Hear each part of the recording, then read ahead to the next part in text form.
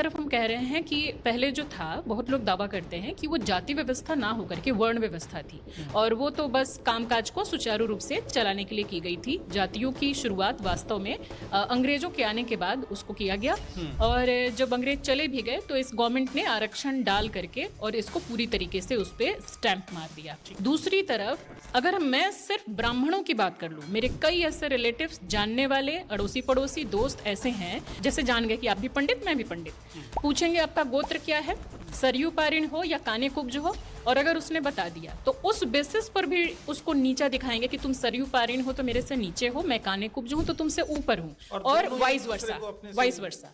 वो वाला इसको बोलेगा, ये वाला उसको बोलेगा कि मेरे यहाँ तो तुम लोगों में लड़की नहीं दी जाती। तो ब्राह्मण में भी घुसा हुआ है इतना, एक ब्राह्मण दूसरे ब्राह्मण को नीचा दिखा रहा है और दूसरी तरफ कह रहा है कि ये तो अंग्रेजों की और गवर्नमेंट की देन है। इनमें 5 हैं: सारस्वतः कान्यकुब्जा, गौड़ा उत्कल मैथिलाः। सारस्वत, कान्यकुब्ज, गौड़, उत्कल और मैथिल। मेरे बस एक सवाल का जवाब दे दीजिए आप। संविधान बना, देश कंस्ट्रक्ट हुआ, आपको धर्म परिवर्तन की आज़ादी है।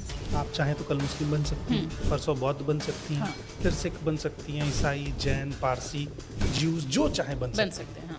कास्ट परिवर्तन की आज़ादी क्यों नहीं? अगर ये स्ट्रक्चर काम के आधार पर था तो ब्राह्मणों को दलित बनने की आज़ादी होनी चाहिए थी, दलितों को ब्राह्मण बनने की आज़ादी होनी चाहिए थी, ओबीसी को एससी बनने की आज़ादी होनी चाहिए थी, एससी को एसटी बनने की आज़ादी होती थी। क्या ये संविधान भी हमें नहीं देता ये आज़ादी? कहाँ देता है? तो फिर ये तो संविधान में भी फ्लॉज हो गया। तो आप जो कह रहे हो ना कि ये तो काम के आधार पर था, मतलब धर्म बदल सकते हो। जो मेजर चेंज है उसको गवर्नमेंट भी ग्लोरीफाई करती है कि देखिए हमने घर वापसी करा दी, और जाति नहीं बदल सकते हो, जो शोषण का सबसे बड़ा एस्पेक्ट है।